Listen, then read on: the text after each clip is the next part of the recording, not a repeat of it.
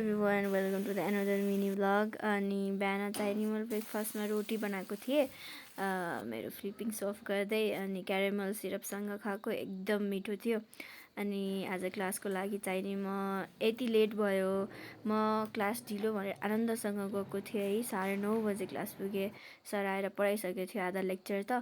अनि आज लन्चमा चाहिँ नि चिकन करी थियो, वेदर डिमान्ड अनुसार पानी परिरहेको थियो अनि मिठो थियो खाना जुस लन्च। त्यसपछि हामी क्लास आयौँ, अर्को लेक्चर अटेन्ड गरेर चाहिँ नि म होस्टेल रिटर्न भएँ। अनि मैले डोनट ल्याएको थिएँ, सो डोनट खाएर चाहिँ नि म फेरि जुनियरहरूको लागि चाहिँ नि म्याथ ल्याब ट्रेनिङ राखेको थियौँ, बेसिक्स मात्रै।